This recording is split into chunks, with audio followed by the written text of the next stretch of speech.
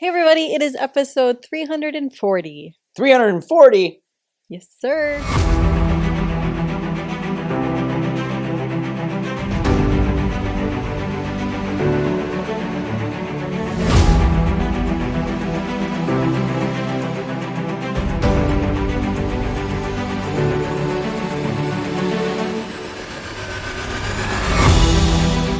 Hey everybody, welcome back to the Prime Podcast. Today is episode 340. That's a huge number. 340? Like, that's a lot of episodes. I was just thinking about the topic that we're going to talk today. What's 340 ounces? I'd have to do like a quick calculation. 340 ounces? Yeah. Um, That's more like bottle talk, right? I mean, that's a lot of 40s of beer. Like, if you think about it that way, like, that's 340 That's ounces. True. Like, Yeah. that is literally, if somebody's going to try to do the math on that, that is 8.5 40s. That's a lot. That's a lot. That is 7-Eleven. That's a whole night of bad decisions. Well, and I think so often, like, right, so that's bad decisions, but so often we think our children are always hungry. Yep. And so we are overfeeding them as well. So the kids aren't maybe making that decision, but the parents are doing that. Yeah, to their and kids. that I mean, this topic is actually a topic you thought of. So why don't you take it over, beautiful? You look awesome. Well, I mean, I'm on probably 100 some Facebook groups. Mm-hmm. Wait a second. And what is your name, ma'am? You need to introduce seriously? yourself as the host today. Oh, I don't want to be the host. Yes, you are. You got to introduce yourself. Hey everybody, I am Dr. Julie, and I'm here with Dr. Skip today, and apparently I have the run of the chair. The wonderfully radiant Dr. Skip. The wonderfully green, pastel-y, really cool polo. Handsome. Sums it up. Dr. Skip. Mm-hmm. Go on. Dr. Kip. Dauber Dick. Dauber Dick. Mm-hmm. So the reason why I think that this is a really important topic is literally, I feel like this goes in spurts, but in all of these Facebook groups that I'm in, this is one of those questions that constantly comes up. And literally in 1 week, this showed up in 6 different Facebook groups. Yeah. And the concern is, and it gets me frustrated because there's so much information, but yet really lacking in foundational principles of, is that information actually true and sound that the recommendation should be? What recommendation? Well, some of the pediatricians are recommending that, well, if your baby seems unhappy with the bottle, then they probably need something a little bit more of substance. And so the recommendation is to add cereal, rice cereal, baby cereal to the 6-week-old's bottle. Oh my Lord, like that is so old. Like that is stuff that they used to do like literally back in the Great Depression. Which even then was not sound good recommendational advice. And that's almost 100, that's like 80 years ago. Correct. And that is the most outdated, uneducated advice you could possibly give a mom when it comes to feeding their child. So that's where I get frustrated in these groups because moms don't know and they're not understanding. Yeah. And then there's other moms who are trying to help who have been told these things. And this comes from a place of love. Yeah. Because there is never any judgment whatsoever if you've been told to put the rice in the bottle in the bottle for your baby, right? To fill their tummies or, to fill them up so they sleep through the night longer. There's no judgment because lots of times that is the recommendation from your trusted pediatrician, a trusted expert that you are trusting for information when you have an issue or a concern with how to raise your baby, how to care for your baby. Yeah. But then it really upsets me when the pediatricians are constantly giving this single recommendation and solely it's out of their scope. They have no nutritional understanding, and it is a flat out lie in the recommendation that they're giving? Well, let's start from a perspective of nutritional understanding first. Of course. Because they're not nutritionally trained. They have one course in school. That's it. And they're not nutritionally certified. Chiropractors are. We have to be nutritionally certified through the state of Wisconsin in order to even give a remote nutritional advice like take a multivitamin. And I think that's like, so if you think about that, if you've ever been within the hospital system, or the doctors typically, let me get you in touch with my nutritionist or a dietitian. Yep. So that is that handoff. And so when a doctor is telling you to do these food things or to eat this certain way, it is not within their scope. It's not. So number one, it's not within their scope. Therefore, the education isn't there. And then to give advice like that, they don't actually give you the dosage. They don't tell you how much to put in. They don't tell you what it could potentially lead to. They don't tell you that it'll spike the child's blood sugar, that it will lead to glucose issues. It will lead to insulin resistance Obesity, early, overweight. which leads to obesity, which leads to overweight, which can lead to joint problems, which leads to neurological issues. Like, this goes down and down the line.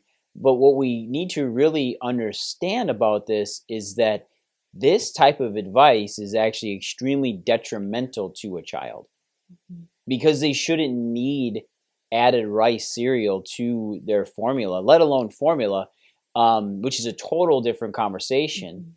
And we here at Prime Family Centers and have on this podcast, like, we've talked about this with breastfeeding. Some moms just simply, they choose not to breastfeed, or they can't, and there's a massive underlying issue there with a baby's ability to latch and all this kind of stuff. But when we go to bottle feeding and then we go into doing formula to a child, that is already a bunch of chemicals being put in the form of nutrition and then fed to our babies on a bi-hourly, if not tri-hourly basis for months on end. And I think that's a concern. This isn't this topic isn't necessarily breast milk or formula. Right. It is that we're adding substance to this meal that is not needed. And we can go down a few things. So with a baby, can they actually digest that rice when it's put in? No, because they're not producing salivary amylase, which isn't able to break down the sugars. Sugar breaks down in your mouth first, correct? Yes. And what breaks that sugar down is a substance in your saliva called amylase, which starts the breakdown of sugars before it gets to your stomach. And actually, some of that absorption happens in your mouth and preps your body for digestion. But that's the first sign right there, that if they don't have salivary amylase, they can't break the sugars down. Therefore, this is where we start getting into major problems with digestion in a child, right? Granted, like I love the chubby kids, right, when they come in with the rolls.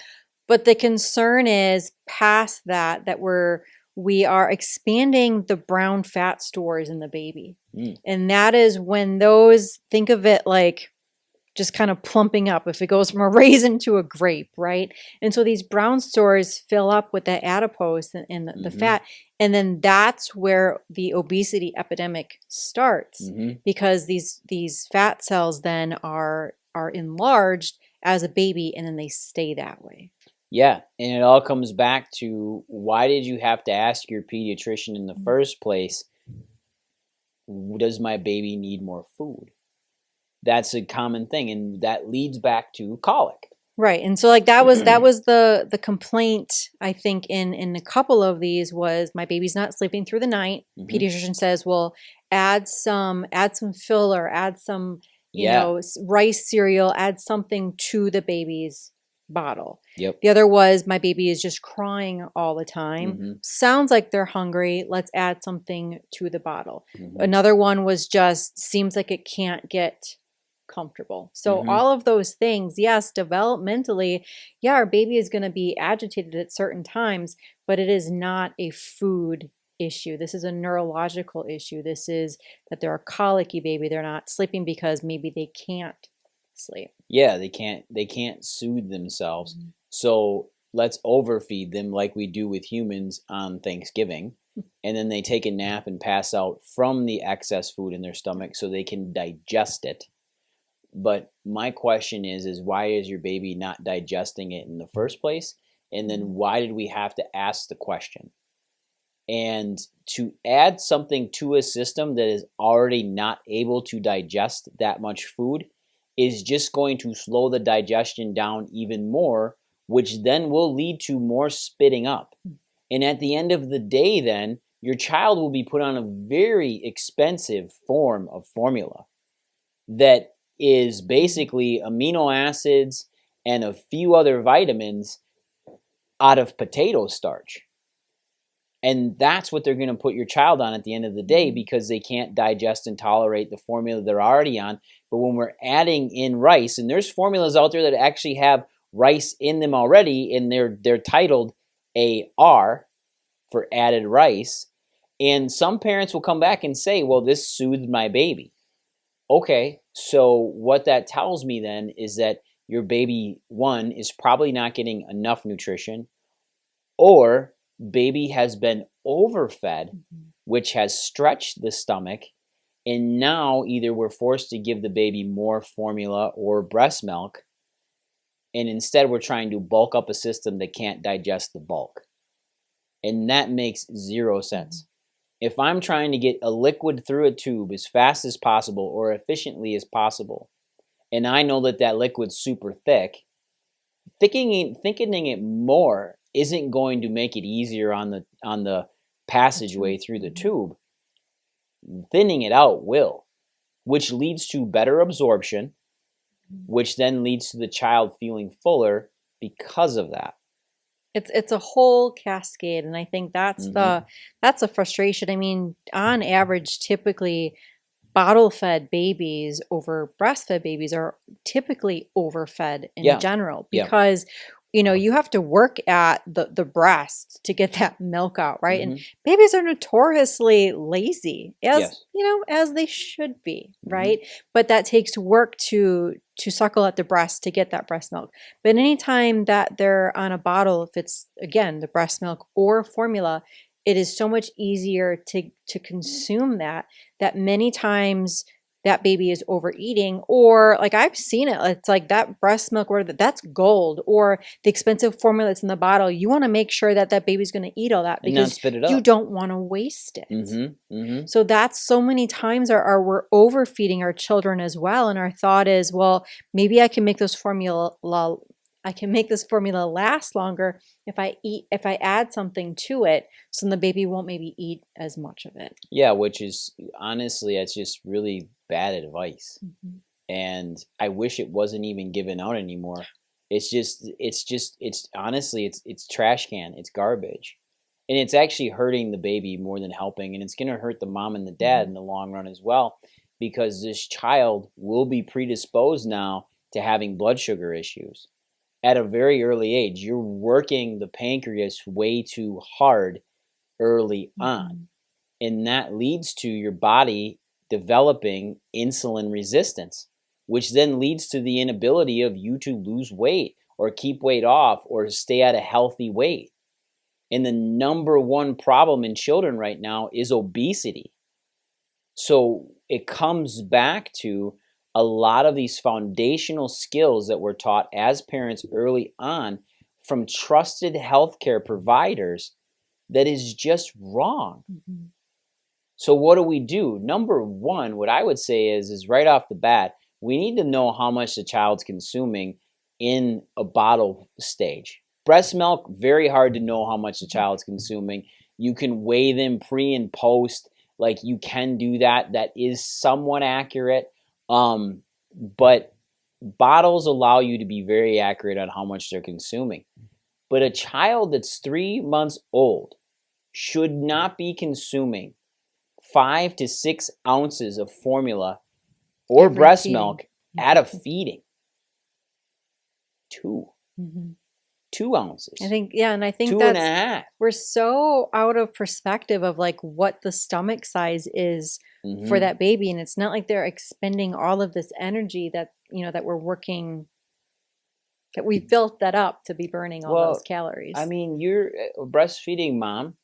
It's an extra 750 to 1,000 calories a day that you're using to actually produce your breast milk. The average human body burns around 1,800 calories a day. And you're adding in another 750 to 1,000. That's a lot of work. It's a lot of energy expended. It's a lot of extra nutrition on your part, or it's a lot of things that's being leached from your body to make your breast milk that you're not putting in. And then to have a baby not be able to digest it, spit it up, throw it up, whatever it is. And why would you want to replace it with something that's made in a lab? Like the added rice thing. And nowhere in the food pyramid for feeding children does it actually say and support that you need to give them rice or oatmeal early on in their life.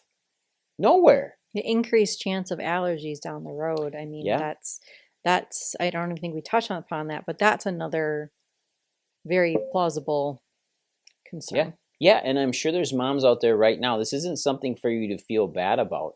We're just trying to bring it to the forefront of the conversation, saying, hey, we need to really give second thoughts here about how we're teaching our moms to take care of their children, but then how they're being fed. So I think the biggest thing to bring this all together, it was like in those groups of the child that's not sleeping through the night. Okay, let's check on the neurology. Again, as pediatric experts, that is what we do. So is baby sleeping on their stomach? Are they a side sleeper? Are they a back sleeper? Are they just not comfortable anywhere? Okay, then that is chiropractic. Potentially, they're not comfortable laying down. Do they do their tummy time? Are they not comfortable? Then we know that there's issues that need to be dealt with. That's why they're not sleeping. It's not because they're hungry. If they are eating and they're spitting things up right away, that should be another red light. Okay, it's not maybe something to do with my milk. There's something to do with the tube from the mouth to my tummy. That's a chiropractic approach as well. And what's incredible about this is that neurologically, the lower neck controls how you swallow, and the area between your shoulder blades controls how your stomach's sphincter stays shut. And commonly in littles, especially newborns, they will have misalignment and subluxation of their lower neck, which then affects the way they swallow. It affects the way that their tongue will work as well because of their skull. And then the area between their shoulder blades directly innervates and controls the cardiac sphincter. You can look it up in anything online, just Google it, cardiac sphincter. It's the sphincter that sits at the top of the stomach that keeps the stomach shut. That starts to mature between 2 and 4 months out of utero, this side of the world. So what that then means is that if the child is having spit up issues where they're constantly spitting up or they can't keep food down, there's a good chance that that cardiac sphincter, that top valve of the stomach, one, isn't getting the control it needs to stay shut, or two, is immature and not strong enough to stay shut yet. And then that's the case, what we cannot overfeed. We actually need to be slightly underfeeding, which means feeding more often at less volume, burping more, and helping baby digest the food better. And that's where different feeding techniques comes into play, with upright feeding, with changing how baby latches to breast or bottle if you so choose. Like, what are the steps that need to be taken to help ensure that this child develops the best it can in the first year of life? And as a parent, I know that you, being the mom of our children, you did everything you could so our children could get the best nutrition possible. And I think with this podcast, like, fed is what we need for our kids. Fed is best, right? However that's going to be. We just need for our community to understand sometimes less is more, right? So we don't need to be adding anything additional to the bottles. If we're pumping and breastfeeding or pumping and adding, we don't need to be adding something else. There's something else underlying that needs to get dealt with for the primary. Then these other issues would not even need to be a discussion. Exactly. And who can help you figure out what those primaries are? you need a pediatric chiropractor in your life. They need to be part of your team. And they need to be a trusted source and where you're going to come in and not feel judged. That's one of the biggest things when we get called from parents is, number one, they're sick of being judged by their pediatrician, so they feel like they can't ask him any questions. Number two, they don't get a straight answer. So it's always around the bush, and it's never straightforward. Sometimes the most direct answer is not the one that feels the best, but it also helps you make the most direct decision. Like, that's a huge deal. Well, and sometimes they have to go around the bush because they don't understand the real... They don't understand... The thing that's going on, right? Or they don't have a solution, right? So they only have a couple of things that they can do. And do you want somebody to operate on your child's stomach because they can't eat? Or are you going to get outdated information? Yeah, and there's a good chance you're going to get outdated information that was read or maybe taught 35, you can call it information, 40 right? It's years just ago. Garbage. It is garbage. And I would challenge anybody out there. I don't know the direct number on this or if it's actually there, but I would really want to see I would go into AI and ask Google or Gemini I lost my train of thought. So let's go back to, I don't know, where did we cut that? So, if you guys have any questions out there, if there's any concerns at all, just contact us. You can write us. You can go info@primefamilycenters.com. Tell them that you heard it here on the podcast. We will get back to you so we know where that came from. You can leave stuff in the comments below. That way we can see you actually interacting with this. Give us a thumbs up, a like. Share this to a lot of moms out there and dads that are going through feeding struggles with their babies. There's several podcasts in here and through our archives that you can listen to as well to really help yourself or the other parents out in your community. I can guarantee if it's not you, you are going to come across somebody who is struggling with the formula or the milk, and they are still going to be given this false information of adding something to the milk. Yep. So this is your opportunity to be able to help another mom, help another family so that they don't have to suffer needlessly, and you can be a resource and a guide for them. Absolutely. Anything else, Dr. Julie? Or maybe you should be asking me that. Anything else, Dr. Skip? Nope. Perfect.